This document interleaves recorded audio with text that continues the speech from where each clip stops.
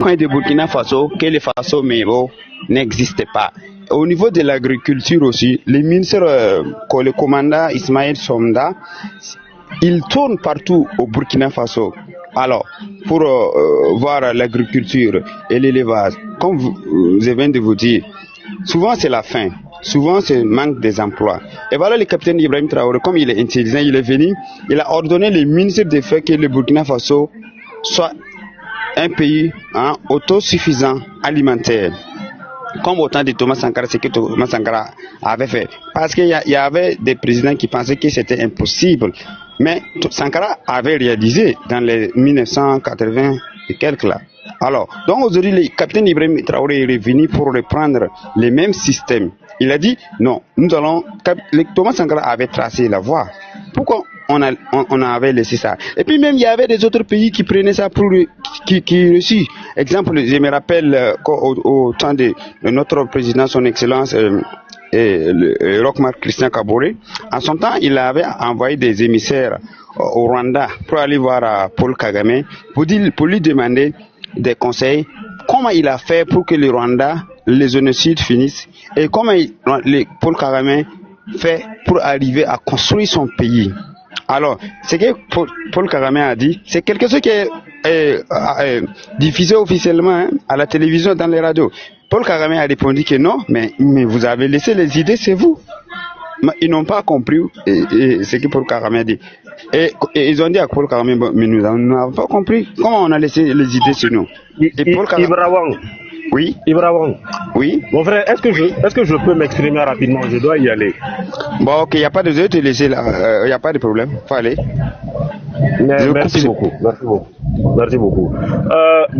Bonjour la famille. J'espère que vous allez bien et que tout se passe bien.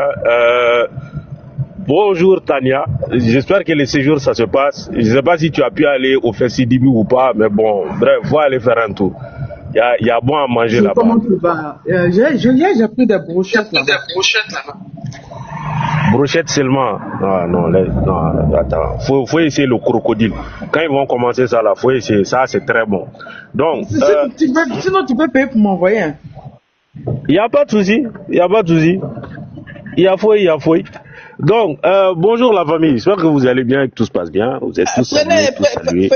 Prenez soin d'elle là-bas, hein. Attention, hein. Non, on prend bien soin d'elle. On prend vraiment bien soin d'elle. Vraiment bien soin d'elle. Donc, déjà, il faut que les gens comprennent quelque chose. C'est cette histoire de terrorisme, tout ça là.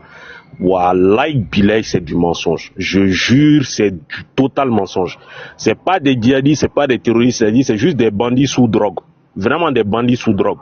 Parce que leur plus grand chef là, ils sont rentrés dans le terrorisme, c'est parce qu'ils n'avaient pas de go. Je vous promets, Amadou Koufa, c'est parce qu'ils n'avaient pas de go. Yadagali, toutes les prostituées de Bamako le connaissent. C'est-à-dire, c'est des gars, ça n'en valait pas la peine. C'est un beau jour seulement, il y a des gens qui sont venus, qui les ont mystifiés et qui ont fait croire qu'ils étaient des super hommes, des ci, des ça, alors qu'en réalité, c'est n'importe quoi. Amadou Koufa chantait des chansons d'amour, il n'a jamais eu de go, et quand il est rentré dans l'histoire là, de banditisme, parce que moi j'appelle ça du banditisme, de grand banditisme, toutes les go qui s'étaient refusées à lui, il est parti tuer leur mari et il a fait ce qu'il avait à faire avec elle. C'est tout. Sinon, cette histoire-là, c'est du gros mensonge. C'est totalement du mensonge. Et tous ceux qui se sont affichés dedans là, si leurs parents les ont pas maudits, leurs familles les ont abandonnés. Et vous allez trouver que ceux qui sont dedans, c'est-à-dire ils ont des problèmes avec leur famille. C'est-à-dire c'est des gens aigris qu'ils ont pris et puis qu'ils ont un peu mystifié seulement. Et puis ils ont mis devant, ils ont dit voilà les terreaux. Sinon ils ne sont rien. Je vous jure, ils ne sont rien. Tu leur enlèves leurs armes, ils sont rien du tout. Comme Tania l'a dit là. Ceux-là, à chaque fois qu'ils voient l'armée, ils fuient. Ils vont se cacher et là où ils vont se cacher seulement, ils menacent les gens qui sont là-bas. Si vous dites que nous on est ici, on va vous faire ci. Si vous dites qu'on est ici, on va vous faire ça. Vous allez voir, hein. Non, Dieu n'est pas d'accord, hein. Faut arrêter ça, hein. Alors qu'en réalité, n'importe quoi. Oh Zazo. Oh là là. Mais qui a détaché le mouton là? Qui l'a détaché? Mais Qui l'a détaché? Qui? Mais qui, Caillou. Oui, Q. Non, pas Caillou. Ah, Q. Partout il y a Tania, Oui. tu vas voir Zasso. Zasso suit Tania, on dirait son ombre. Ah, Zazo. Ah, en tout cas, elle est à Bamako. Hein. Faut pas faire erreur de venir à Bamako. Sinon, franchement, on va bien te botter ici. Hein. Ça, c'est clair et net. On va faire repousser tes cheveux. Ça, c'est clair et net. Bref. Donc, toute cette histoire-là, c'est du mensonge. Bamako sous blocus. Mensonge. Vous partez attaquer l'histoire de citerne là aussi, il y a eu beaucoup de manipulation dedans. Mais le problème c'est qu'actuellement, on n'est plus en 2012. On n'est plus en 2012. Vous allez mystifier qui? C'est-à-dire la population malienne, vous allez nous mystifier comment? 12 ans, on est dans cette histoire-là. Le Burkina, une dizaine d'années. Le Niger, la même chose. Vous allez mystifier qui? Mais on va avoir peur de quoi? De qui? Eh! Ah, Kabri mort, il est déjà mort. On va avoir peur de couteau, pourquoi? Mais c'est fini. Donc, ceux qui sont là à raconter vos vies et vos conneries là, de grâce, il faut arrêter. Si c'était en 2012-2013, là, ça allait passer. Mais là, on est en Big 2025. En Big 2025, vraiment, les trucs de 2012 là, faut les abandonner. C'est un autre level, comme le disait Tania. On est vraiment à un autre level là, actuellement. Et sincèrement, vous gagnerez vraiment plus, vraiment plus, à commencer à vous inquiéter sur le rapprochement des terreaux qui arrivent sur vous. Sincèrement, vous gagnerez plus à le faire. Vraiment.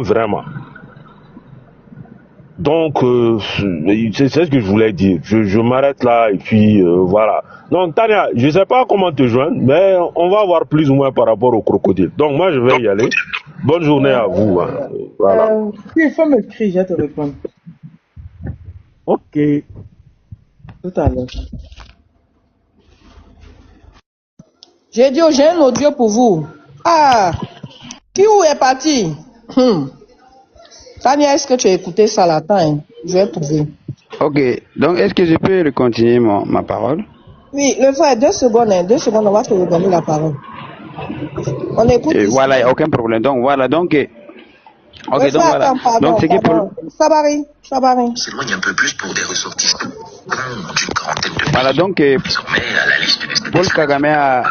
Le rêve américain s'éloigne un peu plus. Donc Paul Kagame a répondu tout simplement. Ibrahim, ferme ton micro, s'il te plaît. Destination de départ blacklistée par la Maison Blanche. Il faudra ajouter, entre autres, les pays de la Confédération des États. Je ramène en arrière. Le rêve américain s'éloigne un peu plus pour des ressortissants d'une quarantaine de pays. Zasso, écoute. À la liste de ces destinations de départ blacklistées par la Maison Blanche, il faudra ajouter, entre autres, les pays de la Confédération des États du Sahel. Mais rien de bien surprenant pour Bamako, Ouagadougou ou Niamey, qui ont affiché des ambitions claires de souveraineté et de rejet de l'ordre unipolaire. Pas si grave que ça en plus, étant entendu que les départs de ces capitales pour l'oncle Sam sont insignifiants. Par contre, la présence de la Côte d'Ivoire, du Nigeria ou du Bénin sur cette liste rafraîchie des indésirables promulgués par Washington fait office d'une véritable claque de mépris. Pour Ouattara en particulier, qui a récemment demandé un appui aérien à Donald Trump afin de sécuriser une partie de son territoire, en proie, selon Abidjan, aux attaques terroristes. Une requête qui ouvre de fait et bien grande les portes du territoire ivoirien aux forces américaines. La politesse diplomatique ne sera pas rendue, car selon le communiqué signé du locataire du bureau ovale, les ressortissants ivoiriens, eux, ne sont pas les bienvenus au pays dit de la liberté. Une situation ubuesque qui donne raison aux pays de l'AES dans leur posture de dignité et surtout de réciprocité dans les rapports entre États. Une leçon que Porto Novo, Abuja et Abidjan apprendront donc à leurs dépens. Le nouveau décret entre en mobilisé au Burkina Faso, vigueur le 1er janvier 2026. Voilà ça, oh. On dit qu'il n'y a pas terreau chez nous, oh, mais Ouattara allait chercher les Américains pour venir les protéger de terreau. Maintenant, les États-Unis disent qu'ils ne veulent plus voir Ivoiriens chez eux. Oh. Voilà l'information. Je voulais demander à Q ce qu'il en pense, mais bon. Allez-y, hein, vous pouvez continuer.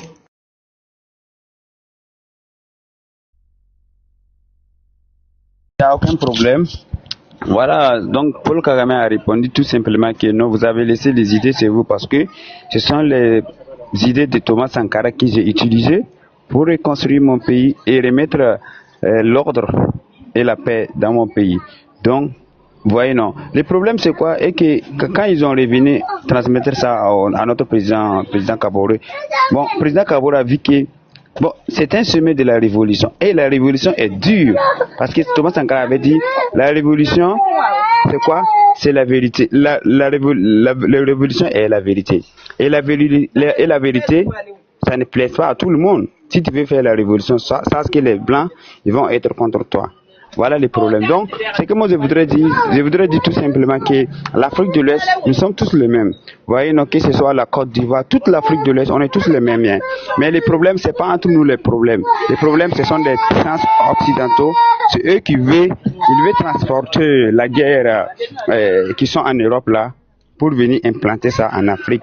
Pour que, bon, les gens qui vont dire là, au lieu que c'est les Blancs qui vont dire, c'est les Noirs qui vont dire, pour diminuer nos populations, surtout la jeunesse, afin de pouvoir nous contrôler et puis nous recherchons nous.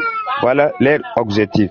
Et moi, je voudrais que tous les Africains, que tu sois Burkinabé, Malien, Nigérien, Ivoirien, Ghanéen, Togolais, Nigérian, etc., Congolais, il faut qu'on mette les mains dans les mains.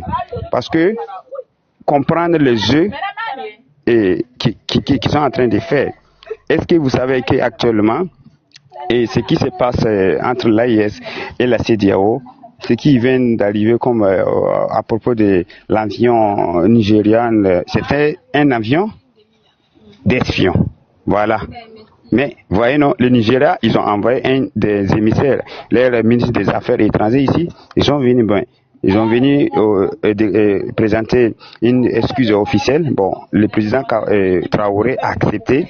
Donc, ils ont libéré leur avion et puis leurs soldats. Bon, vous voyez pourquoi le président Kaboré a accepté ça? C'est pour éviter toute guerre. Parce que le président Kaboré sait que c'est pas le Nigeria qui a fait ça volontairement, mais ce sont des puissances étrangères qui sont derrière tout ça. Voilà, donc je pense que le Nigeria aussi doit tirer beaucoup de leçons et bien d'autres pays aussi doivent tirer une bonne leçon. Excusez-moi, président Tinubu. Non, Tinubu, si vous disiez trompé. Donc je pense que le président Tinubu doit tirer une bonne leçon dans cette affaire-là. Et c'est pas lui seulement, c'est tous les autres présidents de l'Afrique. Parce qu'au début là, vous savez, ils ont essayé de collaborer avec le Togo a refusé. Ils ont essayé de collaborer avec le Ghana a refusé. C'est lui qui a accepté. Parce que lui-même, il était un agent de la CIA. Parce que c'est quelqu'un qui a étudié aux États-Unis. C'était un agent de la CIA. Donc forcément, les États-Unis vont lui contrôler. Et il faut savoir que l'avion qui est venu, qu'ils ont utilisé pour venir ici, c'est un avion qui est fabriqué aux États-Unis dans les 1950, les C-130 là. Voilà, c'est un avion marque américain, voilà, qu'ils ont vendu avec le Nigeria. Mais je ne sais pas si l'avion a été changé l'immatriculation pour venir espionner. Mais le reste, c'est qu'ils ignorent que actuellement, l'AIS possède des radars de dernière génération. Donc voilà pourquoi ils ne savaient pas qu'on va les détecter. Donc moi je pense que l'Afrique, on doit tirer beaucoup de leçons à propos de ça. Sinon, on va accepter le pardon. On a déjà accepté le pardon. Mais une fois, quand ça continue beaucoup, bon forcément on va faire. Vous avez attendu les déclarations du président malien qui a dit que maintenant, c'est la dernière fois, tout pays, un aéronef essaye de traverser l'espace. Il y a beaucoup de bruit chez toi, hein, surtout des bruits d'enfants. TikTok n'aime pas ça. Ok, il n'y a pas de problème. Donc, voilà ce que je voulais dire.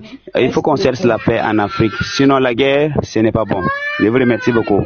Merci. Merci. Et les enfants ne sont pas faciles. Tania, tu peux nous donner des nouvelles? Ok. C'est quoi? C'est Bamako. Tout va bien. Il n'y a pas de blocus. Il n'y a pas chien, il n'y a pas chat. Nouvelle, c'est quoi, Nina? Sur Bamako, c'est ça? Sur le sommet. Ah, le sommet. Les délégations ont commencé à venir depuis. Franchement, Nina, ça serait un truc de ouf. C'est du 22 au 23, non? Mais là, ça a déjà commencé. Depuis hier, les ministres ont commencé aussi le sommet Je crois que j'aurai le temps, si j'ai le temps. Aujourd'hui, je vais partir là-bas. Voilà. Voilà, partir filmer là-bas. Il y a une très bonne nouvelle aussi. Hein. Le 22, ça sera l'inauguration de la télé et de la banque. La télé de l'AES et de la banque de l'AES. Télé? Oui, ils l'ont. Yeah, c'est fort. Oui, la télé de l'AES et de la banque de l'AES. Oui. La télé et la radio en même temps. La radio, ça c'est celui du Burkina. Le capitaine Ibrahim Traoré a pris la fréquence du RFI pour donner ça à RFI, radio. exactement. Voilà. Mais ici c'est la télé. Il y a Abdou Niam qui est quoi là de quoi je me rappelle plus, qui a été pris là-bas. Et puis il y a la banque. Oui, la banque aussi c'est confirmé. Il y aura une inauguration de tout ça lundi. Je vais filmer, je vais tout mettre. Vous allez voir. Je vais en direct montrer tout ça. Voilà.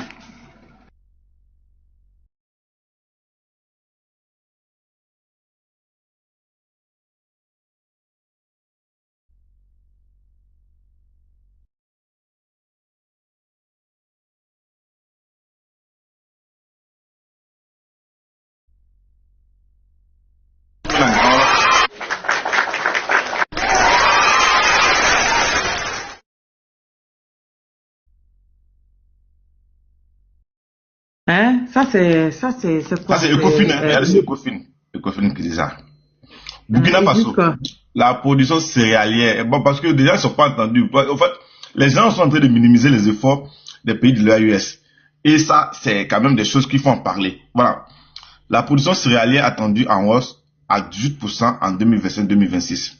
Au Burkina Faso, la production céréalière provisoire est estimée à 7,14 millions de tonnes pour le compte de la campagne agricole 2025-2026. L'annonce a été faite le mercredi 17 décembre au Conseil des ministres. Cette projection qui reste à confirmer d'ici la fin de campagne affiche une hausse de 17,63% par rapport à la campagne précédente qui était à 6 millions. Et regardez un peu, de 6, on passe à 17,63.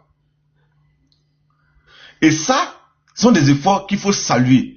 Et de 37,19% par rapport à la moyenne des 5 dernières années. C'est-à-dire qu'ils ont eu une augmentation de 37,19%. Les autorités attribuent cette embellie aux appuis publics au profit des agriculteurs et des éleveurs, notamment à travers la dotation en intrants, engrais et équipements agricoles. Donc en gros, moi ce que je salue, c'est la résilience même du peuple de l'AES, à l'instar du peuple burkinabé, qui aujourd'hui qui répond à l'appel du capitaine Ibrahim Traoré, qui a un objectif de viser l'autosuffisance alimentaire au Burkina Faso. Quand une personne parle, on fait une étude comparative de ce que la personne a dit et ce que se passe. Le président Ibrahim Traoré, devant Poutine, qu'est-ce qu'il a dit? Il a dit aujourd'hui là, il va arriver dans des années à venir là, on ne va plus venir pour mendier. Et que c'est chez nous que ça va se trouver. C'est-à-dire que si le Burkina Faso continue dans cette lancée-là, dans les 5 cas à venir là, ce sont maintenant qui vont nous fournir en tout ce qui est produits céréaliers.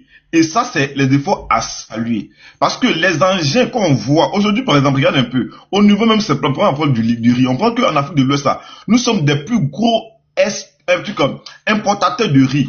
Et le Burkina Faso qui arrive à réaliser, par exemple, ils ont lancé comme des campagnes, une campagne cette année et tout cela, mais ils ont récolté plus de 1 million de tonnes. Et ça, c'est des choses à saluer. Ce qui peut dire que non, si nos dirigeants ont cette volonté de pouvoir faire les choses eux-mêmes, si nos dirigeants, on veut inclure le peuple ivoirien dans les actions qu'ils mènent, si nos dirigeants veulent vraiment s'accaparer vraiment le secteur de l'agriculture et tout, qui est un secteur créateur d'emplois, qui a été cette clé même du développement de l'économie, je pense qu'ils sont capables, et le capitaine Ibrahim Traoré est en train de donner un exemple palpable. Voilà. Et ça, regardez un peu, je vais descendre rapidement. Ça, c'est sûr, hein, je vais parler, regardez un peu. Ici, on dit quoi? On est en 2023, c'est pas quoi jalousie. Donc, du coup, mais en plus, ça y est, Ecofin. Ecofin qui dit le classement de l'indice de développement humain. C'est-à-dire que, au niveau social, là, quels sont les pays qui sont au devant? On va monter. Il faut leur dire c'est l'IDH, le fameux IDH. Exactement, l'IDH, exactement. L'IDH et tout ça. Donc, aussi, on prend Seychelles, Algérie, tout ça. On va partir maintenant. Ils cherchent mon pays, ils ne trouvent pas mon pays. Pourquoi? Ils ne trouvent pas mon pays. Ils ne trouvent pas mon pays. Non, ils trouvent Burkina Faso 25e. Ils trouvent Mali 27e. Ils trouvent Niger 29, 28e. Même Somalie est dedans. Mais il n'y a pas mon pays. Amisha, tu peux m'envoyer tout ça après. Laisse-les dormir. Laisse-les. Ok, d'accord, je t'enverrai. Est-ce que, où est mon pays? Le Soudan du Sud, Somalie. Le Somalie est dedans. Tchad. Madagascar, Mozambique, Éthiopie, Guinée, Érythrée. Ça dit que ça montre vraiment que toute cette richesse qui est engrangée en Côte d'Ivoire, cette richesse-là n'est pas pour les Ivoiriens. Tout court.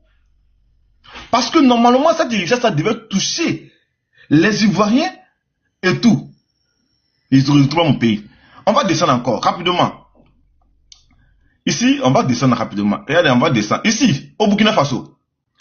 Hausse de 58% de la production d'or en 9 mois, grâce au secteur artisanal.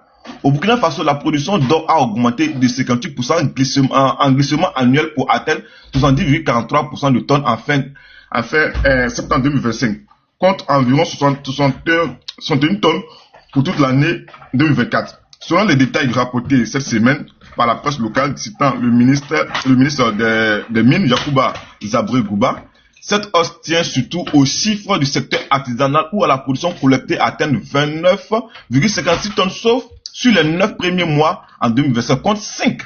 C'est-à-dire que 29,55 contre 5,57 tonnes pour la période de 2024. C'est-à-dire que quand le secteur n'était pas bien restructuré, tout ça, on était à 5,57. Aujourd'hui, nous sommes montés à 29,56 tonnes.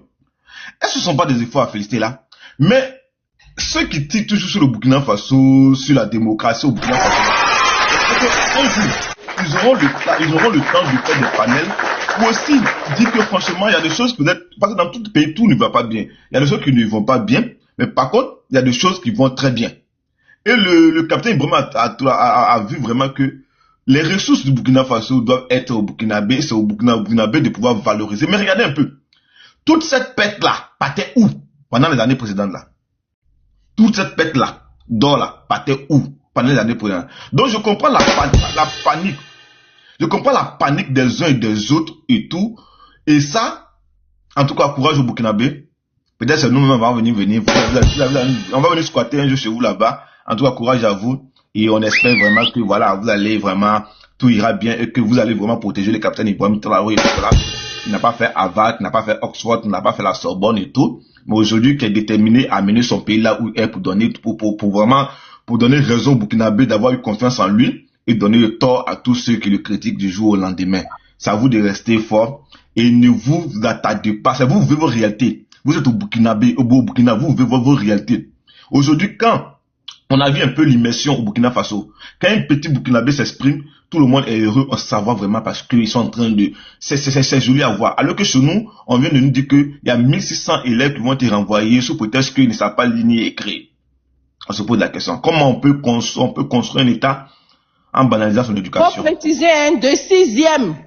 Exactement, de 6e. C'est une lecture qu'on apprend à la maternelle, là. Eux, en 6e, ils ne savent pas lire. Nina. Donc, je m'arrête là pour l'instant. Merci beaucoup. Nina, j'ai parlé rapidement, pardon. Je dois dire quelque chose, là. Vas-y, Jojo. En fait, je voulais aussi lire... Django, descends et puis refais ta demande. Tu as un problème de connexion. Je voulais lire une partie du Conseil des ministres, du dernier Conseil des ministres burkinabé. Mais il y a une partie qui a attiré mon attention au-delà des efforts qui sont en train de faire dans l'agriculture, des filières qui sont en train de créer des emplois. Mais ils ont dit au titre... Jojo, donne de la voix, hein. On t'entend de loin. Tu dis quoi? Donne de la voix, on t'entend de loin. Oui, je dis, j'ai voulu lire une partie du rapport du dernier Conseil des ministres burkinabé. Est-ce que tu as mis un casque, Jojo? J'ai pas mis un casque. Vous m'entendez? Voilà, ça va mieux là. Ok, je vais vous lire une partie du Conseil des ministres, du dernier Conseil des ministres, du rapport du dernier Conseil des ministres burkinabé. Vous allez voir un peu ce qu'ils sont en train de faire. Mais au-delà de la filière agriculture, et des ressources halieutiques.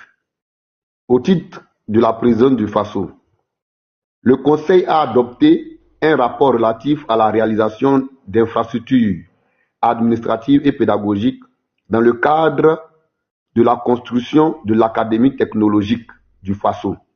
Cette académie formera des ingénieurs dans les technologies de pointe, à savoir la métallurgie, la mécanique, l'énergie, le nucléaire, l'aéronautique, le génie civil, la chimie, les métiers miniers, le digital, la cybersécurité et les télécommunications. Le projet de construction de l'Académie technologique du Faso entre en droite ligne à la vision de développement endogène prônée par le président du Faso, le capitaine Ibrahim Traoré.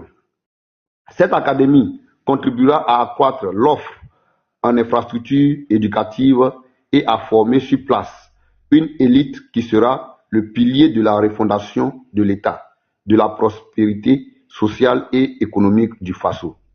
Tu vois, eux, ils sont en train de déjà penser à quelque chose qui est très important. Pendant qu'en Côte d'Ivoire, notre gouvernement passe son temps en train de prendre des décisions pour arrêter ceux qui sont contre les 4 mandats, mais le Burkina est en train de faire quelque chose, s'ils ont réalisé, qui sera très exceptionnel en Afrique. Ils sont en train de chercher à mettre en place une académie des ingénieurs dans les métiers de pointe et des métiers d'avenir. Pendant que nous, en Côte d'Ivoire, on saura ramasser un groupe de Français pour la cybersécurité. Mais eux, ils sont allés chercher à former, à donner des compétences clés à leurs étudiants, à leurs jeunes, de sorte que demain, ils puissent répondre aux besoins. Demain, ils puissent protéger leur pays et être compétitifs à l'international. C'est ce qu'on demande à notre État en Côte d'Ivoire. C'est ce qu'on demande. Au lieu de confier, par exemple, le projet du métro à une entreprise française, ils pouvaient prendre des jeunes ingénieurs dans le domaine des mécaniques et autres, leur demander aux Français de venir en partenariat sur ces projets-là avec une entreprise ivoirienne et confier une partie de la réalisation aux entreprises ivoiriennes là. Et même comme ils vont faire comme la Chine. La Chine, en son temps, quand ils ont sollicité la France pour envoyer des entreprises de construction de véhicules là-bas, ils ont demandé à la France d'associer leur entreprise à une entreprise chinoise que les Chinois eux-mêmes ils ont créée. Mais derrière, qu'est-ce que les Chinois ont fait? Les Chinois avaient pris des ingénieurs qui étaient comme des petits mécaniciens. Et ce sont ces ingénieurs-là qui ont commencé à étudier la technologie parce que les Français n'ont pas voulu donner la technologie aux Chinois. Donc les Chinois ont espionné. Et à la fin du projet, les Chinois ont eu la compétence. Mais chez nous ici, on se lève matin, on donne tout un projet aux Français. On se lève matin, on donne toute une réalisation aux Français. C'est-à-dire que notre État, il n'a pas de volonté politique. C'est ce qu'il faut combattre. Tant qu'il n'y a pas de volonté politique en Afrique, on sera toujours des derniers. Ibrahim Traoré là, il n'a pas fait Harvard, il n'a pas fait Oxford, mais il a une volonté politique. Il a ce qu'on appelle l'amour du peuple, le désir de voir des jeunes occuper de grands postes et réaliser de grands projets pour leur pays. C'est tout. Est-ce qu'en Afrique, on n'a pas des intellectuels? Mais aujourd'hui, on écarte tous les intellectuels, en Côte d'Ivoire par exemple, on écarte tous les intellectuels pour recruter des personnes qui sont RIDP. Ça veut dire qu'on ne peut pas travailler avec toi si tu veux être le meilleur au monde, si tu veux être le jeune qui a plus innové. Et ils ne vont pas travailler avec toi parce que tu n'es pas au RIDP. Voilà pourquoi moi, à un moment, il était pour qu'on dissout, si on prend le pouvoir, dissout tous les partis politiques. Chacun doit faire son effort pour occuper des postes. Parce que les partis politiques, souvent, ils font du favoritisme. Ils permettent à certaines personnes d'occuper des postes juste parce qu'ils leur doivent des reconnaissances. C'est pas juste. C'est pas juste. Un pays sérieux, un président qui désire voir son peuple libre et son pays développé, il y a des choses qu'il ne faut pas. Un métro qui était à 300 millions, on est à 1000 millions. Il va de combien de milliards maintenant même? C'est pas sérieux. Et dans ce projet, il n'y a aucune société ivoirienne. Il n'y a aucun ingénieur ivoirien. Même peut-être qu'ils vont nous mentir, ils vont recruter deux juste pour les payer quelque chose là-bas, mais ils ne vont pas connaître la technologie. Pourquoi? Pendant que le Burkina est en train de faire des projets, vous n'avez pas lu le truc qu'ils ont fait sur l'agriculture. Comment ils ont dispatché. Voilà pourquoi l'autre disait tout à l'heure que le capitaine Ibrahim Traoré a dit qu'il ne va pas laisser une région en marge. Mais c'est vrai. Dans la raison de leur projet, ils pensent à toutes les régions. À toutes les régions. Mais chez nous en Côte d'Ivoire, on met pont sur pont à Abidjan. Et puis la Côte d'Ivoire est développée. Pont sur pont à Abidjan, donc la Côte d'Ivoire est développée. Même les ponts sur pont qu'ils ont eu à faire, est-ce que les embouteillages là sont résolus en Côte d'Ivoire? Non. Il faut désenclaver. Un président de la République qui vient au pouvoir, qui dit que lui, s'il vient au pouvoir, il va s'installer à Yamoussoukro, parce que c'est la capitale politique. Aujourd'hui, le projet là, il a bâclé ça. Alassane Ouattara n'a respecté aucune promesse. Et puis quand on dit il ment, les gens disent pourquoi on dit il ment. Mais c'est un menteur. Aucune promesse il n'a respecté. Il a fait ce qui est bon pour lui pour avoir des milliards. Mais il n'a pas fait, il n'a pas réalisé ses promesses pour les Ivoiriens. Rien. Même simplement parler s'installer à Yamoussoukro. Pour permettre à des ministres d'être à Yamoussoukro et que Abidjan soit un peu libre. Il n'a pas fait. Les logements sociaux, il n'a pas fait. Le palais de l'aménageur dont il parlait, il n'a rien fait. Les hôpitaux, ce n'est pas lui qui les construit. Je vous dis que moi, dans mon village, on a construit nos hôpitaux. Enfin, notre hôpital, on a équipé. Ils ont mis ça dans leur truc là. Quand ils ont réhabilité seulement une école, ils mettent ça dans leur truc, dans leur, comment on appelle ça là même, le point. C'est pas sérieux. Donc on n'a pas besoin du chiffrisme, comme ils le font au RADP. On a besoin des actions concrètes, parce qu'il y a réalisé une infrastructure, et maintenant il faut que l'infrastructure fonctionne. Mais est-ce que les hôpitaux fonctionnent? Parce que si les hôpitaux fonctionnent, le Sénat et les cadres n'allaient pas faire des contrats pour les faire soigner en Europe. C'est pas sérieux.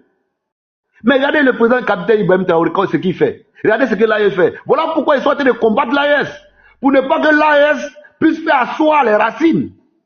Parce que si le sous-bassement est fait, c'est une humiliation pour les mensonges qu'ils ont nourri les Africains avec ça. Pour dire que pour un président, il faut être comme Alassane Ouattara, qui a relevé l'économie du Japon, qui a travaillé à FMI et qui vient en Côte d'Ivoire, qui ne fait que prendre du crédit sur crédit, pendant qu'il a trouvé un pays qui gagnait 500 milliards par an et un pays qui était au vert, qui n'était même pas endetté.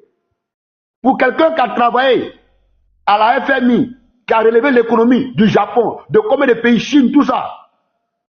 Ils nous ont menti. Ça, il faut le reconnaître. Les Blancs nous mentent. Je vais crier haut et fort. Les Blancs sont des menteurs. Les Français sont des menteurs. Ils nous font croire que nous ne sommes pas compétents. Nous n'avons pas de connaissances. Et voilà pourquoi, quand les gens sont fréquentés dans leurs écoles, ils estiment que ils sont mieux que ceux qu'on fréquentait en Côte d'Ivoire. C'est pourquoi les gens ne parlent pas que, ils ne vous disent pas que Laurent Gbagbo était très excellent dans son parcours académique en Côte d'Ivoire. C'est des menteurs. C'est des menteurs. Et il ne faut pas choisir. Toutes les fois que les Français, les Occidentaux, les Américains vont nous présenter quelqu'un qui pourrait être bien, c'est que la personne n'est pas bien pour l'Afrique et pour les Ivoiriens, ou bien pour les Africains. Ils nous ont menti.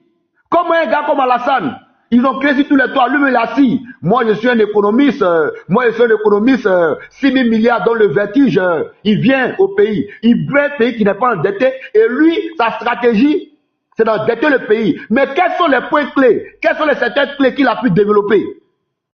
Quels sont les secteurs clés qu'il a pu développer qui profitent aux Ivoiriens? Rien. Il n'a rien développé qui profite aux Ivoiriens. Mais si on lit les projets que la présidence du Burkina est en train de faire pour le Burkinabé, mais c'est quelque chose d'exceptionnel. Parce qu'il pense à tous les niveaux de la société. Il pense aux pauvres, il pense aux agriculteurs, il pense aux éleveurs, il pense à tout le monde, aux étudiants, à tous les domaines. C'est ça on dit développer un pays. Même si les choses ne sont pas réalisées, mais il y a la volonté. C'est ça qui est important. C'est la volonté. Mais nos présidents n'ont pas de volonté. Surtout en Côte d'Ivoire. Lui, sa seule volonté, c'est de détruire les autres pays qui veulent se développer. C'est la seule volonté qui est là. De mettre les Ivoiriens en prison. C'est la seule volonté qui est là. Et la solution qu'il est venu donner aux Ivoiriens, c'est une solution pour servir ou bien pour mettre les Ivoiriens sous l'esclavage des Occidentaux. C'est ça la vérité. Donc, tous ceux qu'on fréquentait à l'extérieur, qu'on nous fait croire que c'est ceux qui vont venir sauver l'Afrique, c'est des menteurs. Ce n'est pas des sauveurs de l'Afrique. Et il y en a encore qui sont en train de préparer. Regardez de mon regard. Il y a un qui sont en train de préparer pour venir encore le remplacer. Dans les 5 ans à venir, ils vont faire croire qu'il a lutté politiquement. C'est des menteurs. Qu'est-ce qu'il a eu à faire à l'extérieur qui n'a pas pu faire en Côte d'Ivoire? Rien. Il a développé quel secteur? Tous ces 33 000 milliards qu'il a eu pris comme crédit, c'est quel secteur qui a développé, qui profite aux Ivoiriens, qui profite à la jeunesse? Rien. Il faut du chiffrisme. Mais malheureusement, en Côte d'Ivoire, on ne fait pas des enquêtes. Nos petits blogueurs aussi, qui allaient nous aider avec les caméras, participer des enquêtes, ils ne font rien. Eux là, il suffit qu'on puisse construire, c'est fini. On s'en fout de l'argent qui a été investi. Rien. C'est une honte. Félicitations au Burkinabé. Félicitations à l'AES. Voilà pourquoi l'AES, ce sont des pays témoins.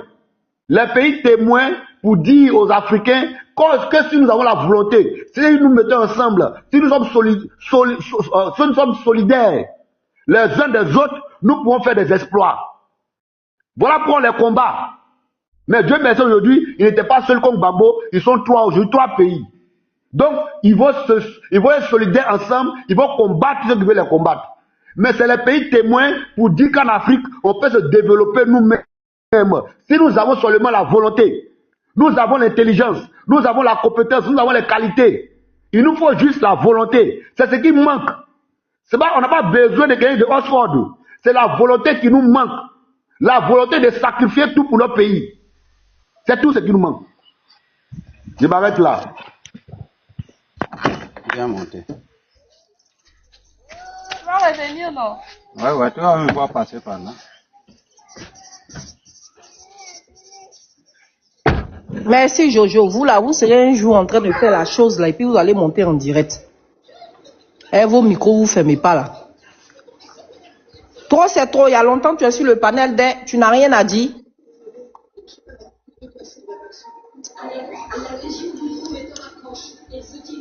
Trop c'est trop.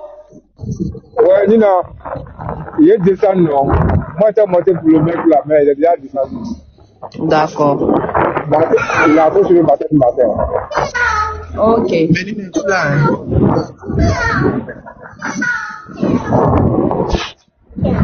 Merci. Oui, Nono est ton miaou là, pardon. Freedom. Freedom. Freedom. Freedom. Bonjour à tous. En cher, moi-même je comprends plus rien. Oui, bonjour. Je salue tout le monde. Nina, Tania, Amicia, Jojo, le guide Django et puis Ibra. Bon, je sais pas. Ibra, excusez, j'espère que Ibra One. Mais quelle est la thématique? Parce que j'ai beaucoup écouté, mais ça allait dans tous les sens. Je sais pas dans quel sens je dois intervenir. Un peu ça ma préoccupation actuellement. Aller dans le sens qui t'intéresse. C'est du tout important. Bon, déjà, moi, ma position, elle est claire. Concernant mon pays, je ne suis pas d'accord avec ce qui est à cours actuellement au pays, c'est-à-dire la Côte d'Ivoire. Je ne suis pas d'accord avec ce 4e mandat. Je suis opposé. Bon, pour être cohérent, je suis pas vraiment d'accord avec tout ce qui, en sens où va dans le sens de soutenir ce 4e mandat.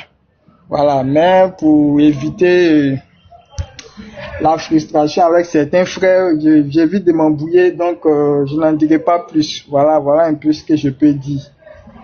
Concernant plus ou moins ce qui s'est fait avec l'AES, parce que j'avais vu Dagou dans les commentaires qui avait dit les putschistes ont échoué d'après lui. C'est récurrent de tous les supporters du RHDP de faire une comparaison de 60 ans de gestion de pseudo-économistes avec, disons, 5 ans pour Assimi Goïta, je crois, et puis 4 ans, juste 4 ans ou 3 ans et quelques mois pour IB, le temps d'affermir son pouvoir. Et pour le général Tiani, ça ne fait que, je crois, 2 ans et quelques mois, je pense, hein, pour être vraiment factuel. Bon, on leur demande des résultats que des gens qui ont géré, des pseudo-démocrates qui ont géré depuis plus de 60 ans des États. On leur demande d'atteindre des objectifs que ces gars-là n'ont pas pu atteindre en 60 ans. Vous voyez que c'est un peu minable et puis c'est un peu hypocrite de faire ce comparatif-là. Donc moi, je salue tous les efforts. Hein. Je crois qu'il y a le frère Michel qui en a parlé.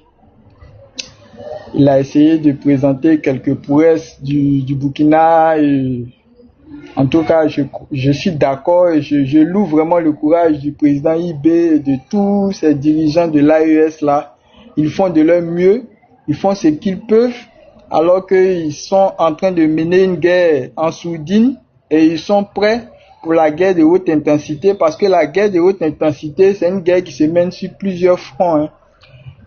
Ce n'est pas uniquement que sur le front militaire, mais on coupe les vannes, on essaie de vous mettre en autarcie financière, on essaie de durcir toutes les voies d'entrée de sous. Il y a aussi ça qui ne se dit pas. Il y a beaucoup de choses qui rentrent en ligne de compte. Quand on parle d'une guerre de haute intensité, c'est-à-dire que c'est chaud partout, à tous les niveaux. Et ce n'est pas uniquement que militaire. Parce qu'en réalité, c'est une guerre militaire. On prend des mercenaires qu'on déguise en terreau, qui se font passer pour des gens qui essaient de défendre des territoires, mais qui ne sont que des mercenaires en fait. C'est du mercenariat. On les équipe et on les forme. Ils ont des soutiens logistiques de certaines multinationales et de certaines puissances étrangères qui veulent s'accaparer de certaines ressources. C'est tout, hein. Je sais que tel dirigeant, il a assez tatillon à céder certaines ressources qui me sont importantes, voire vitales, et que je sais qu'en allant sur la table des négociations, on ne pourra pas trouver d'accord. Alors qu'est-ce que je fais? J'installe une zone, je finance des mercenaires que je les fais passer sous un label religieux. Je dis bon, allez m'occuper de cette zone, attaquer certains villages, voilà, ils font ceci, ils font cela. Et puis bon, on va trouver des motifs fallacieux, de revendications de certaines ethnies, on va dire ça comme ça, ou de bon, en fait c'est bullshit, c'est n'importe quoi. Et puis bon, on maîtrise la zone, nous on vient en sourdine, on récupère ce qui nous intéresse dans la zone, et puis vous maintenez le statu quo. Voilà, pendant ce temps, on vous fait croire que nous sommes les partenaires de ceux qui tiennent l'État, l'exécutif. On vient, on signe des accords, on essaie de faire des conciliations, mais vous maintenez le statu quo. Et pendant ce temps, nous, on pille, hein. On pille vos ressources à moins de coûts. Nos économies même se forgent là-dessus. Et puis bon, c'est tout. C'est tout le système. Et comme le poteau rose a été découvert dans ces pays-là, c'est pour cela qu'ils ont tous ces problèmes-là. Bon, j'avais vu aussi dans les commentaires le même discours de Darou qui a dit que c'est parce que vos pays sont militarisés qu'ils souffrent. Alors que en réalité, c'est parce qu'ils étaient pas militarisés qu'ils sont devenus une proie. Mais aujourd'hui, c'est les terreaux qui sont en train de courir. C'est-à-dire que l'armée n'est plus la proie, mais l'armée est devenue le prédateur qui chasse de tous les territoires, hein, les terreaux. Donc, il y a eu une inversion. Mais de toute façon, moi, je suis persuadé que ce régime-là, il va s'écrouler par lui-même. Parce que c'est ça, hein, c'est la loi de la compensation qui va s'en charger. Il va se détruire. De toute façon, il va tomber, il va chuter. Le pouvoir en Côte d'Ivoire qui érige une certaine mentalité, qui essaie d'inculquer une forme de pensée, un format de raisonnement à certains jeunes Ivoiriens. Tout ça, ça va finir. Quand ce régime sera déchu, il y aura une inversion des valeurs, parce qu'il y a eu beaucoup d'antivaleurs qui ont été portées aujourd'hui au devant de la scène.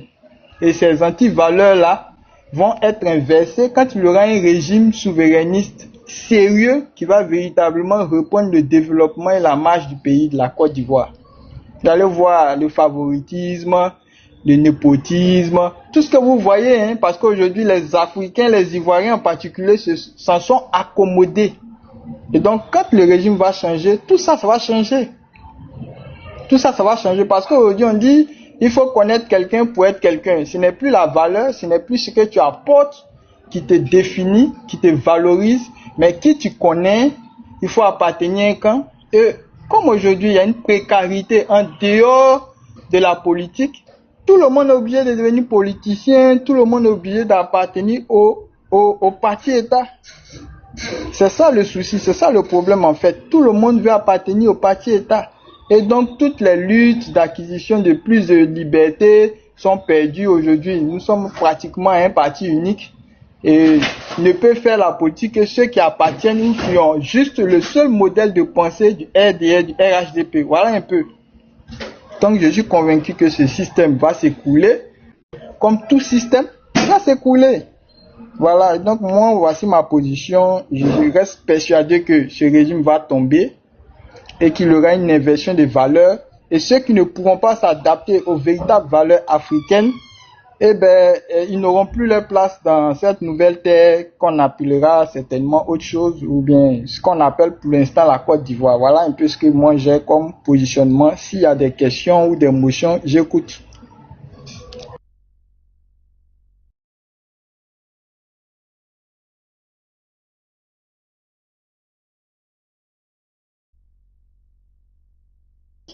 Ok, excusez mon frère, moi j'ai des questions, hein. Ok, Nina, attends, je reviens. Je vais te communiquer, je reviens. Ça va, vas-y. Merci, Tania. Oui, moi j'ai rencontré mon meilleur ami sur laptop. Et ça s'est bien. Django, comment tu vas? Oui, ça va, Nina. Comment est-ce toi? Ouais, par la grâce de Dieu, non, c'est maintenant. On peut t'écouter, s'il te plaît? Tranquille, hein, tranquille. Et puis dans la paix du Christ. Alors là, ici, là, je voulais dire tout simplement IUS4. Écrivez dans les commentaires IUS4. Écrivez tout le monde IUS4. Parce que quelqu'un qui a 50 ans, 60 ans, 70 ans ne vit pas dans une maison familiale. C'est que c'est un vendu. Il connaît rien. Il est bon à rien. À 50 ans, à 60 ans, à 80 ans,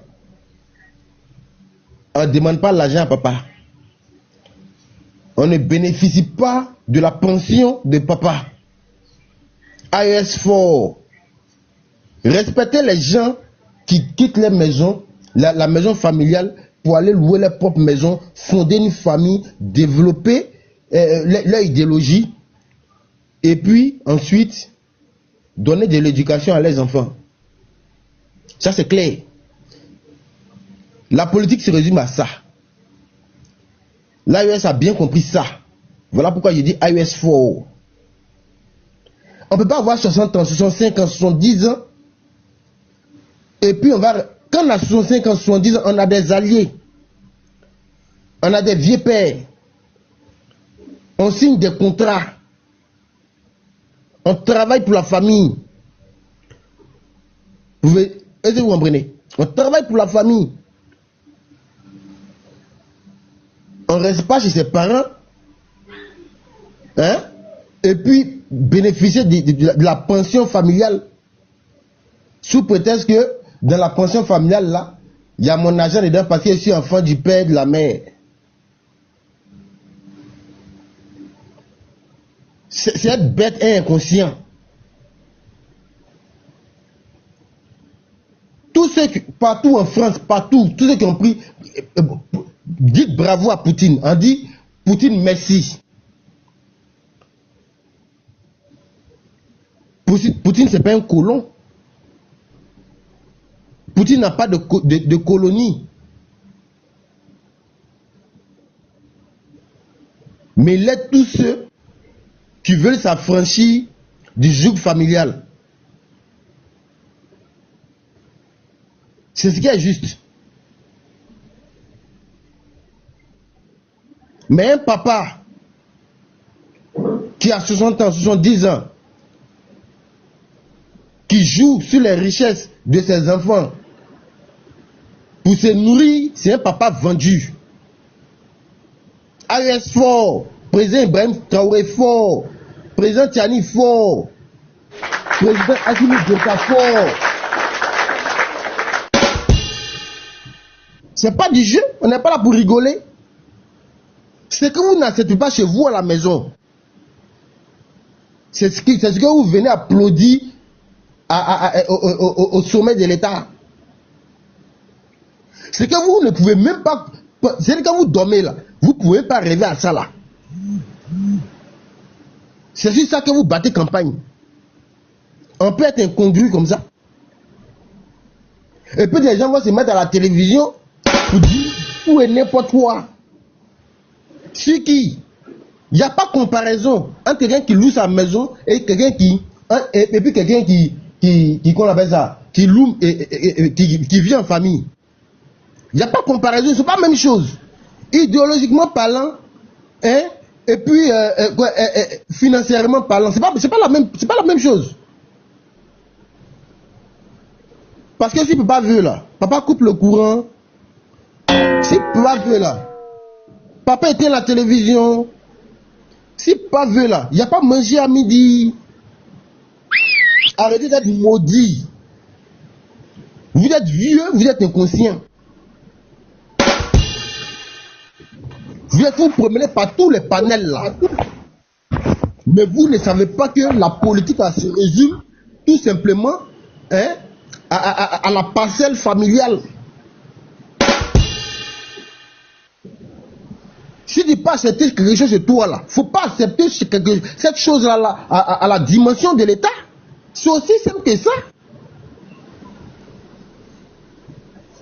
C'est parce que le président Ibrahim Traoré, le président Assimi Goïta, le président Tiani ont une éducation claire en ce qui concerne le cocon familial qu'ils arrivent à faire ce qu'ils font là. Parce qu'ils font des valeurs. Je répète encore, quand on est grand et qu'on a chez soi, on signe des contrats, on fait des partenariats. Le résultat de ces contrats, de ces partenariats, vient nourrir la famille. Et puis tout le monde est content. Il n'y a pas un rebelle là-bas. On ne te met pas là à 80 ans, à 60 ans. Et puis, non, mais c'est pas la peine. Vous êtes qui? Vous allez expliquer ça là devant qui? La France, même quand vous prenez exemple sur la France tous les jours là, la France a 18 ans, l'enfant est indépendant. Ça veut dire quoi? Ça veut dire qu'il est responsable de lui-même. Votre dernier, vous n'avez pas compris ça? Wow! Arrêtez d'énerver les gens là. Écrivez un commentaire AES4. C'est ce qu'il veut. Moi, déjà, vous savez monter AES4. Ils font la fierté de l'Afrique. Écrivez ça à tout le monde. Merci Nina.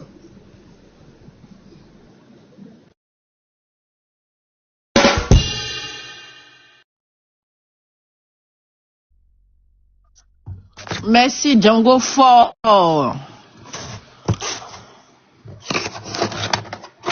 Amisha, tu veux rajouter quelque chose? Sinon, on va laisser notre invité parler.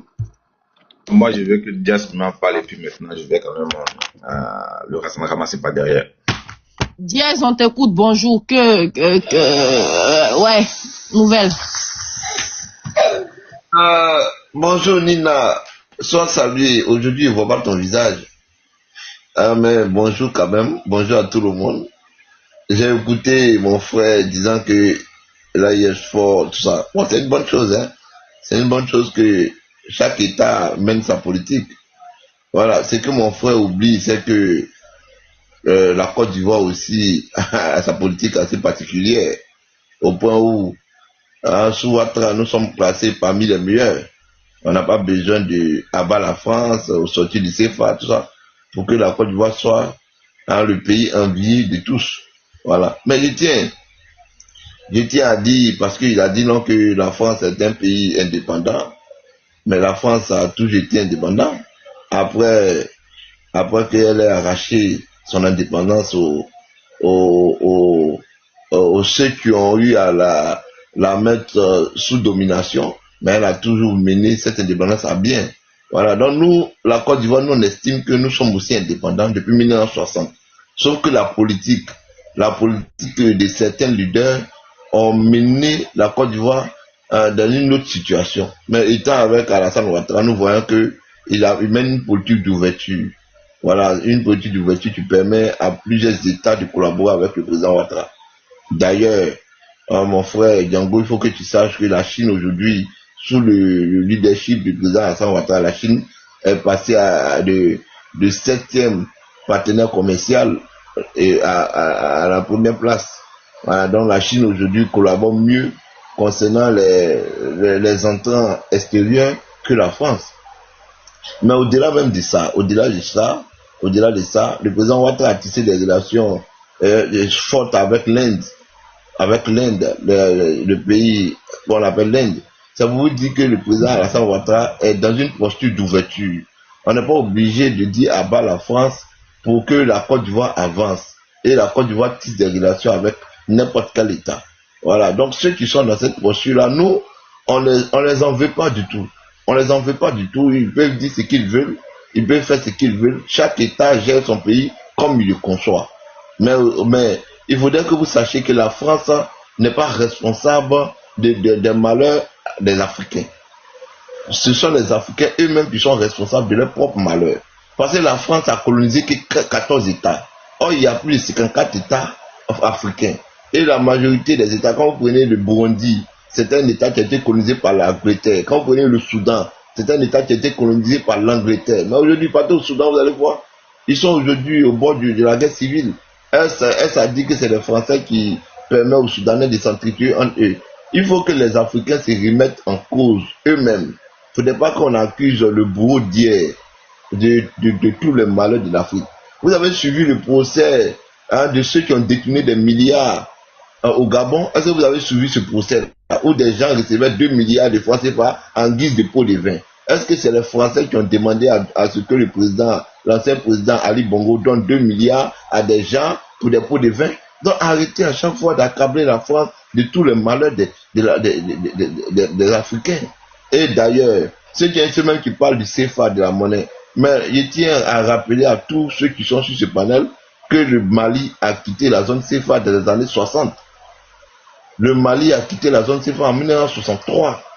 Et le Mali est revenu 20 ans après dans la zone CFA. Dans les 20 ans sans CFA, comment se fait-il que le Mali n'a pas pu acheter des bus, construire des routes, étant donné que si la monnaie CFA est une monnaie aléatoire, le Mali, 20 ans hors CFA, devrait quand même avoir au moins des routes et des bus et autres. Voilà, donc c'est pour vous dire que ce n'est pas une question de monnaie, mais c'est une question de capacité, c'est une question de gestion, c'est une question de vision. Le président Ouattara, en 15 ans, il est en train de nous faire venir le métro.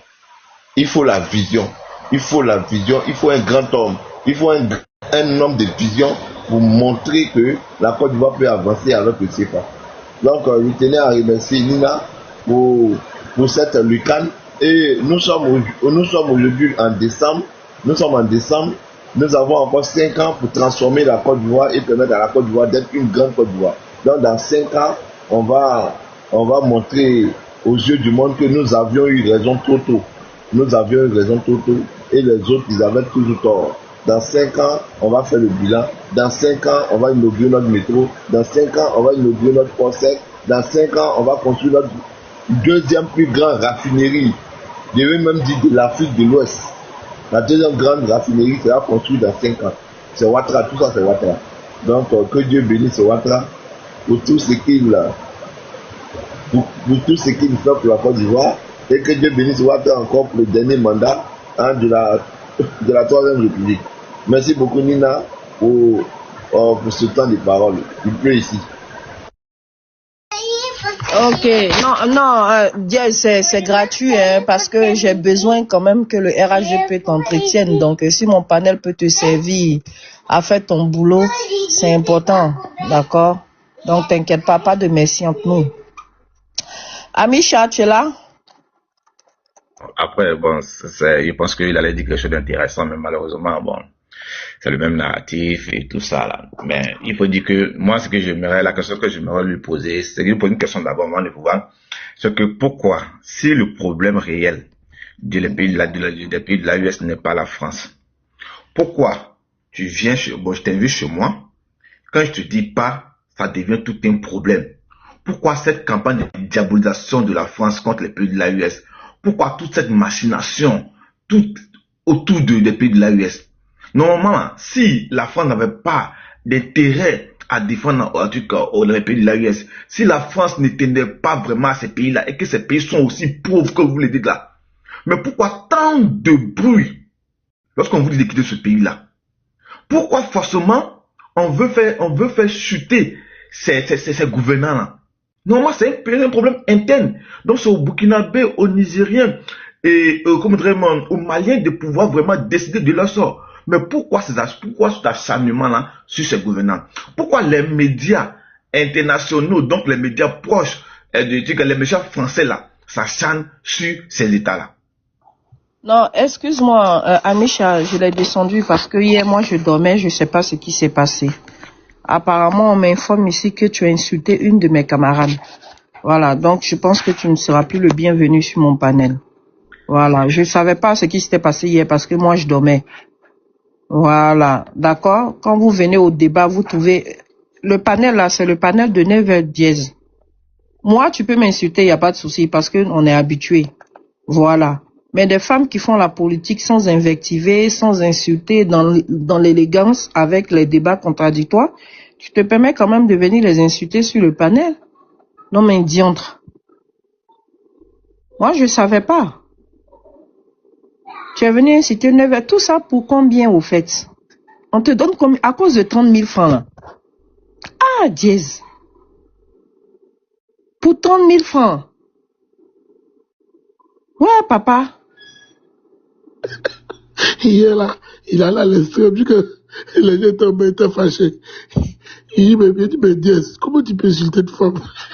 Non, ils ne se sont pas compris. Moi, je n'étais pas là, sinon je ne l'aurais jamais laissé monter. Il sait que c'est des choses que je ne sais pas. Je lui ai posé immédiatement, il dit, dans le dit, je lui parlais d'un chiquier.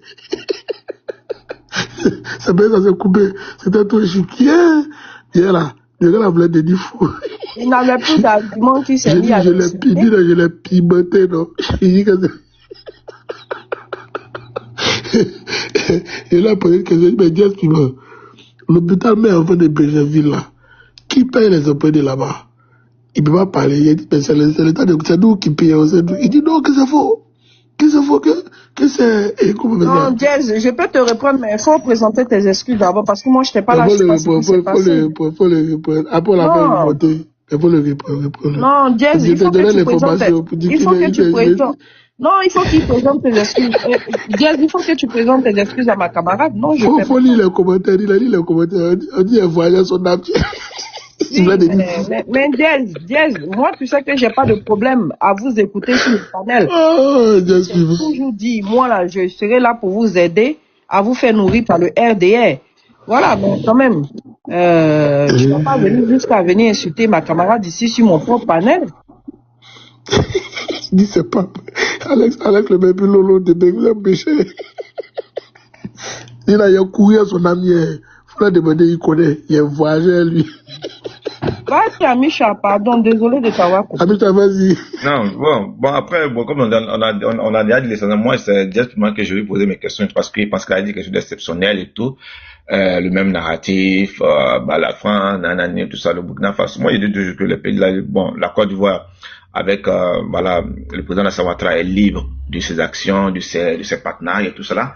Le prochain gouvernement qui va venir aussi là fera ses partenariats en fonction de la réalité, en fonction de sa vision et tout cela. Et ça, on n'en disconvient pas. Mais quand le pays de l'AES décide de prendre, leur destin en main et de tracer leur trajectoire, pourquoi pourquoi aujourd'hui attaquer la Russie? Parce que le Burkina Faso a décidé de s'orienter vers la Russie, la Turquie et tout ça. Au point où un ministre en Côte d'Ivoire va en Turquie pour aller voir les Turcs pour ne pas qu'ils vendent des armes sophistiquées aux Maliens. On se pose des questions. Chacun est libre de protéger son pays. Le Burkina Faso, le Mali et le Niger mènent un combat. Ils disent que c'est un combat de souveraineté et qu'ils décident de prendre leur vie en main et que tout ce qu'on appelle terreau là, c'est une machination pour pouvoir vraiment piller les ressources de leur pays et que eux à leur niveau ils vont se battre jusqu'à la fin afin que tous les biens qui reviennent au pays, les biens que le Burkina, le Mali et le Niger détiennent reviennent aux populations et tout ça. Et la réalité se fait sur le terrain.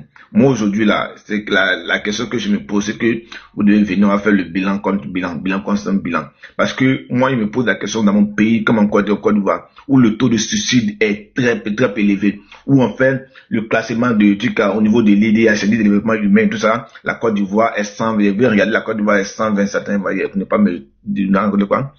Classement IDH, la Côte d'Ivoire qu'elle est ici, je viens de voir, on dit ok, on est 127e au monde, 127 au monde. Attends, IDH. Ouais. On est au classement mondial. Nous sommes 157e. Voilà. Donc 157e en 2022. En 2022, on était 156e. On est maintenant monté au 157e et tout ça au monde. Pendant que les pays comme le Mali, le Burkina, qui sont en guerre et tout ça là, font vraiment, voilà, ils sont vraiment devant nous. Donc, on se pose des questions. Somalie est devant nous. On se pose assez, c'est 100, non, je viens de, c'est pas, c'est 157e. 157e et tout ça. Et ça, avec les choses qui est économie, comme sur le site de, voilà, l'économie, il point tiré, il voit un point, c'est le site du ministère de l'économie et tout ça, il pense bien, voilà. Donc, nous sommes 157e et tout ça. Donc, on doit se poser assez de questions pour dire, voilà, qu'est-ce qui ne marche pas, malgré on dit que l'économie est élevée, que, voilà, qu'est-ce qu'on appelle ça, comme vraiment, tout est bien en Côte d'Ivoire, mais le peuple ivoirien est en train de souffrir, ou le taux au niveau de l'éducation, il y a un réel problème, au niveau de la corruption, il y a un réel problème, au niveau de la santé aussi, il y a un réel problème. Et voilà, aujourd'hui, voilà, quand on disait pour l'interdiction des motos en Côte d'Ivoire et tout ça là, on disait que c'était pour donner à la poste. Finalement, on vient de donner raison. On dit maintenant c'est la poste maintenant qui va réguler ce secteur, tout ça là. Voilà. Au lieu de se réinventer, au lieu de trouver de nouveaux moyens, au lieu de réfléchir, quand les gens maintenant progressent dans un domaine, ils viennent les arracher automatiquement, ils veulent avoir le contrôle dessus. Et pour moi, je trouve que c'est mal passé. Amisha, ils n'ont pas dit qu'ils ont levé la suspension? Ils ont levé la suspension, mais ils viennent de dire que c'est les trucs à... Non, parce qu'il faut pas confondre. Il y a le truc, il y a le communiqué du district, et puis il y a aussi, comme vraiment, il y a une arrêté ministérielle et tout ça là, qui organise ce secteur, qui interdit les stressés, qui régule les motos et tout ça là. Maintenant, on dit hier que c'est, comme vraiment, c'est la poste maintenant qui va se charger maintenant de l'organisation de ce secteur là. Voilà. Donc, du coup, voilà. Voilà, donc ils vont arracher ça aux Ivoiriens. Voilà, il me disait que la poste était... Ils vont arracher... Ils vont arracher ça aux citoyens lambda. Voilà, il y a même pas dit que l'État réorganise la circulation de motos à Abidjan. La poste va désormais encadrer la livraison urbaine. Voilà. Donc c'est la poste maintenant qui va se charger de l'organisation de ce secteur et tout ça. Donc il y a plein de questions qu'on se pose, il y a plein de choses qu'on se pose, et ça c'est une réalité que les Ivoiriens vivent. Non, ils ne vont pas rester au Ivoirien lambda, hein. Ils vont rester au RDR, parce que c'est eux qui sont dedans. Quand on va prendre ce qu'ils leur donnent à manger, c'est des Ivoiriens, non? On s'en fout. Quand ils vont aller prendre ce qu'ils leur donnent à manger là, ils vont réfléchir 5 fois. Mode Zia comme ça.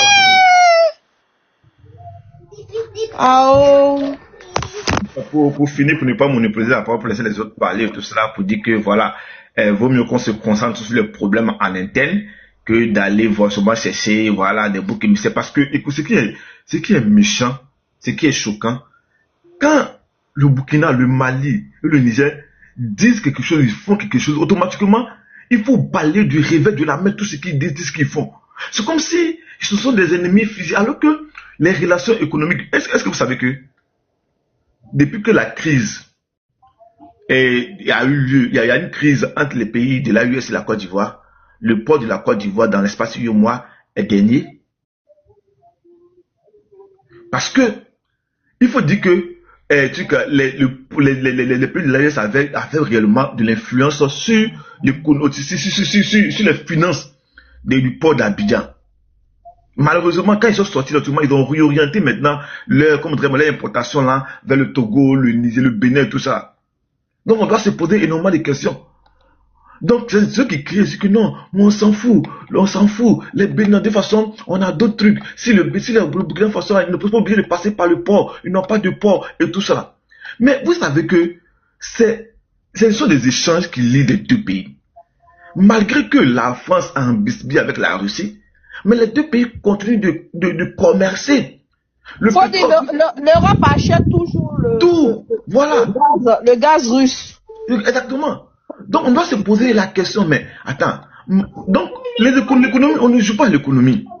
On peut avoir un problème politique, mais nos économies là, on ne joue pas avec ça. Et c'est ce qui se passe. Et puis même Amisha, si c'était notre problème, même ça n'allait pas me faire mal. Alors, comme on dit là que nous sommes derniers, c'est-à-dire que le port de San Pedro, le port d'Abidjan et le port de San Pedro, nous sommes derniers en matière de performance. Et en matière de performance et tout cela. au niveau des différents points de vie au monde. Nous sommes les derniers. Donc on va se poser la question, mais pourquoi toujours chercher des noirs chez les autres? Et on ne se remet pas en question. Soit on se concentre sur nous, ou bien on les laisse faire les choses bien, on travaille ensemble.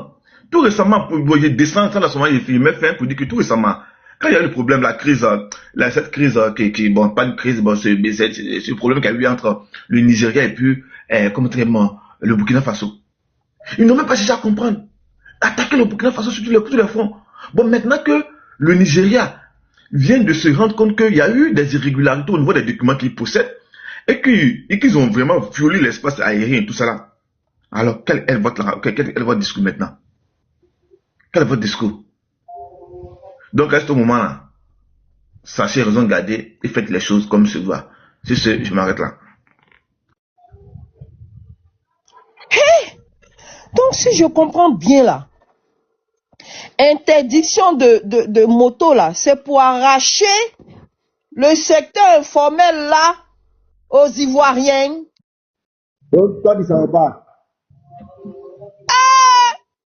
Non, ils vont pas rester aux Ivoiriens, puisque la Poste appartient à la Côte d'Ivoire. Mais le problème, c'est que la Poste, aujourd'hui, là, le gouvernement a mis assez d'argent dans la Poste pour pouvoir restructurer la Poste. Mais la Poste n'arrive pas à se réinventer. Donc, aujourd'hui, ils ont dit qu'aujourd'hui, l'e-commerce prend forme et que le domaine de la livraison est en train de prendre forme, comme en Occident, par exemple. Même en France, il y a la Poste qui fait la livraison, mais ils vont aussi se réinventer. Et autrement, et tout ça.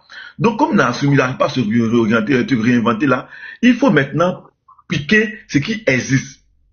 Sur ce, il faut maintenant déstabiliser les livreurs de moto là. À la base même là, le communiqué qui a été pris là, c'était pour interdire carrément pour que la Poste prenne le relais.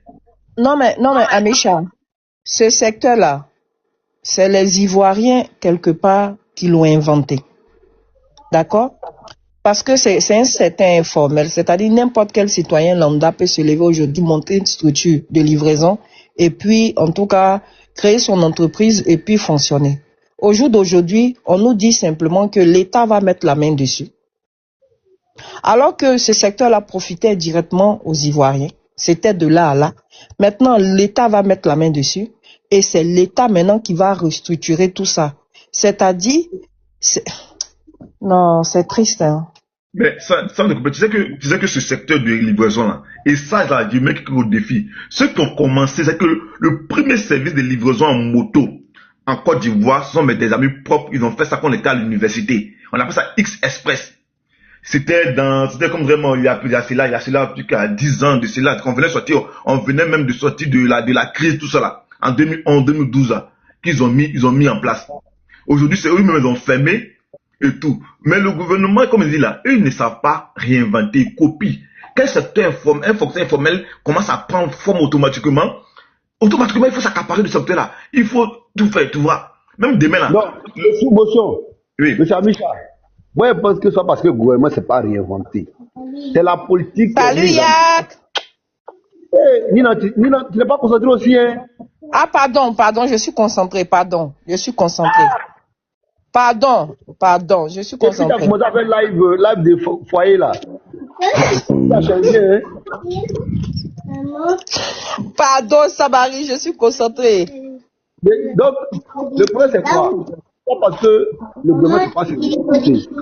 C'est parce que nos États, ou notre État, là, il ne favorise pas les personnes compétentes.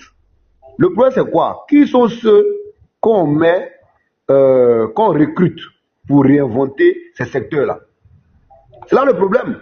Parce que si aujourd'hui, vous fonctionnez du genre, il faut être de RADP pour occuper tel poste. Il faut être de RADP pour être à tel poste. Le problème, c'est quoi? C'est que ceux que vous mettez au poste là, ils ne sont pas compétents. Ils ne peuvent pas innover. Il y a des jeunes qui sont là, qui savent innover. Mais vous ne les recrutez pas pour réfléchir, pour créer quelque chose de nouveau. Ouais, non, mais Amisha. Moi, c'est comme ça que je vois la chose. Hein. Moi, je pense que si eux-mêmes, ils prenaient ces jeunes-là, qui pouvaient créer quelque chose de nouveau, qui pouvaient innover dans les domaines, ça sera plus facile. Mais il ne s'agit pas de recruter pour recruter et puis après venir embrouiller les autres qui ont réfléchi, qui ont innové et les empêcher de fonctionner. Moi, je ne suis pas tout d'accord avec toi. De toute façon, on va laisser les autres parler aussi. On va laisser les autres parler. Mais je ne suis pas d'accord parce que peu importe celui qu'on met normalement là, se réinventer. C'est une équipe. Une équipe, quand même, quand on n'a pas, on fait des appels à des talents. On peut être directeur d'une entreprise, d'une société, parce qu'il faut dire que ceux qui viennent gouverner là, ils viennent gouverner avec les personnes. Même si toi-même, si tu es président des médias, tu vas venir gouverner avec des personnes de confiance, sinon ils vont te saboter. Et c'est comme ça que les gens ont fait. Laurent Gbagbo en faisant le gouvernement, la gouvernement du Nord, normalement, les gens, au nom de la réconciliation, a été saboté là. Donc, on vient gouverner avec ces personnes, mais avec des personnes compétentes, bien sûr. Mais même quand on n'a pas la compétence, on fait appel à des compétents en interne. Ça aussi, c'est ça. Et par exemple, quand souvent il y a des assises, on mène une réflexion dans le secteur dans lequel on progresse pour pouvoir vraiment innover. Et comme mon président m'avait dit la fois dernière là, dans la vie là, on copie ce qui a marché ailleurs pour pouvoir l'adapter chez nous. Mais malheureusement, on ne sait pas copier, on veut forcément arracher. D'où vient le problème? Sinon, peu importe celui qui gère, ce qu'on fait, c'est qu'en interne, il faut en prendre des compétents, ou bien faire des appels, ou bien il faut appeler même des personnes à soumissionner des projets et tout ça, ou bien même lancer des concours pour primer des personnes et tout ça. C'est très important. Et copier ce qui a marché ailleurs pour pouvoir l'adapter chez nous.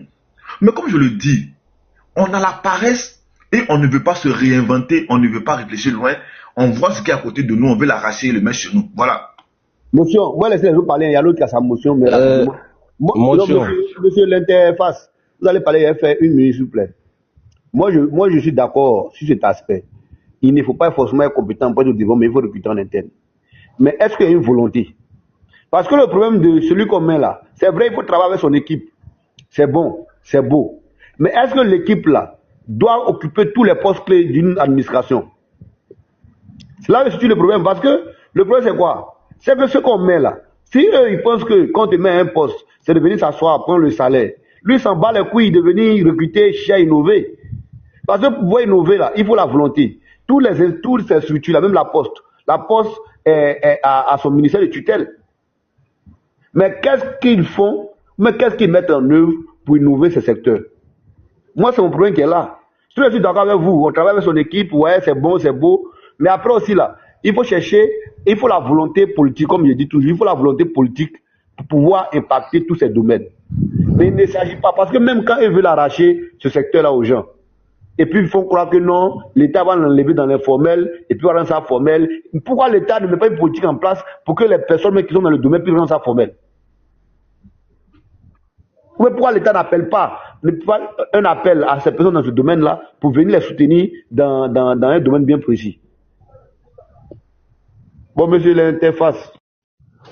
Ok, ce que je voulais aborder, j'ai écouté l'autre là qui disait que la Chine est en avance avec la France en Côte d'Ivoire. Je voulais le donner un seul exemple. Par exemple, si on prend la télécommunication, genre Orange, ce sont des trucs français qui est installé ici. Ils parlent combien de trucs. Orange est installé combien de pays en Afrique? Ça fait rentrer de l'argent. Mais c'est pas visible.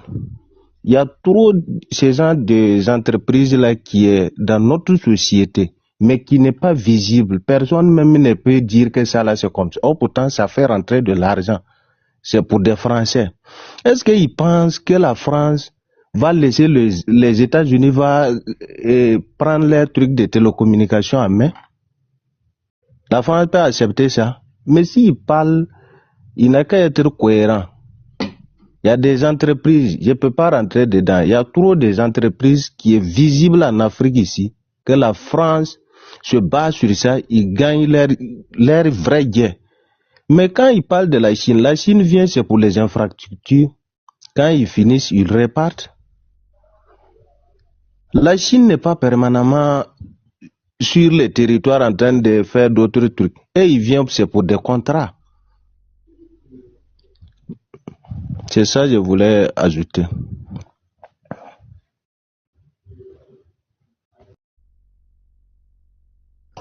Hey, vraiment, c'est chaud, hein. On dit la décision est suspensive. Aujourd'hui, on me dit non, que ouais, maintenant c'est la poste qui va s'occuper de ça. Ah. Non, mais Nina, t'as pas compris. Parce que, comme on dit là, la fois dernière, quand on a fait un panel, il avait montré les deux, parce que le truc, l'arrêté comme vraiment du ministère là, de 2022 là. Lui, il était clair. L'arrêté disait que non, que les tricycles allaient être interdits, mais les motos, quant à eux, devaient quand même avoir des masses de l'assurance et tout ça là. Donc le communiqué même qu'a pris le district était en déphasage avec comment la décision du conseil des ministres et tout ça là. T'es contre et tout ça. Mais ce que moi j'aimerais ajouter, d'autres disent que, enfin moi souvent c'est disent que non, ils vont formaliser. Est-ce que ça a la porte de formaliser la chose? La formalisation d'une entreprise vient de l'État. Qu'est-ce qu'il fait?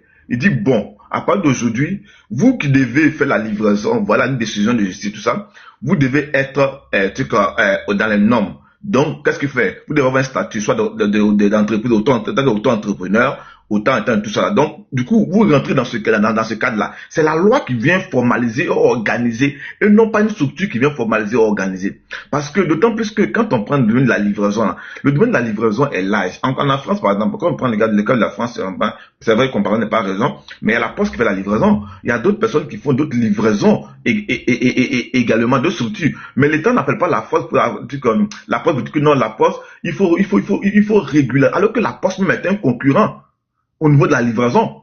C'est vrai, c'est pour l'État, mais la Poste mais exactement. Donc, ça veut dire simplement que l'État veut mettre la main sur ce domaine-là. Non, exactement. Voilà. Parce que, donc, au fait, ils seront tous sur tutelle de la Poste.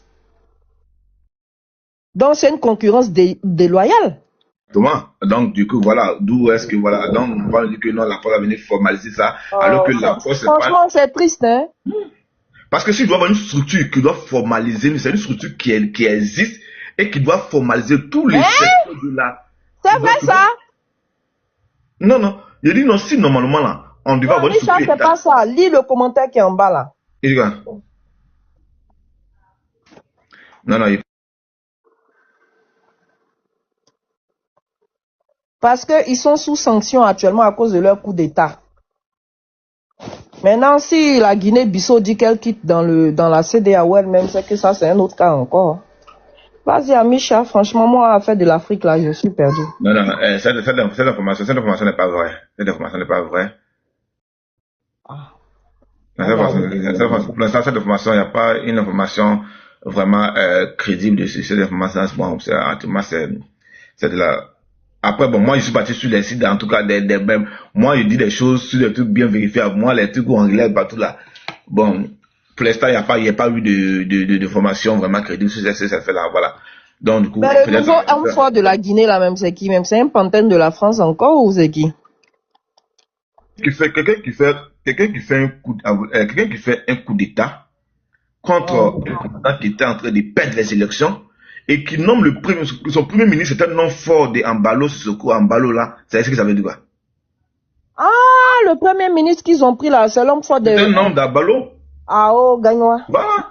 Donc, en gros, Ambalo est en train de perdre les élections, donc il fallait faire un autre coup d'État, tout ça, voilà. Donc, voilà, c'est une machination et tout ça. Et pourquoi il n'y a pas une réaction vigoureuse de la CEDEAO vis-à-vis de la Guinée? Voilà, donc, il vaut mieux qu'on passe à autre chose. Donc, autre chose. Donc, laissez les autres sont les panneaux, s'il vous plaît. Vous laissez les gens parler. Bon, il y a laissé les autres parler. Moi, il y a les mais là, il parle au travail. Gagnoa. Mamadou, bonjour. Bonjour. Bonjour à tous sur le panel. J'étais de passage et puis j'ai pris le temps d'écouter en bas. J'ai trouvé le panel vraiment intéressant. Et puis, sans faire exprès, je me suis retrouvé en haut, mais jusqu'à même pour vous dire merci pour l'effort que vous faites ensemble pour l'Afrique et pour l'AES. Et que le combat vraiment, elle est noble. Donc vraiment, je rejoins ma voix à vous en tout temps priant, demandant le bon Dieu vraiment de nous aider et aider l'Afrique et ensemble l'AES à avancer. Merci. Voilà qui est clair, précis, concis. Merci beaucoup à vous aussi. Hein.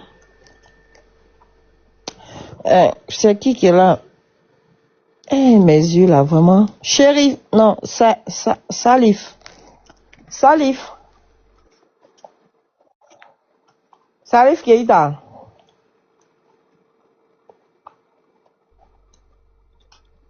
Salif. Donc Salif, j'étais venu pour signaler mon live. L'interface.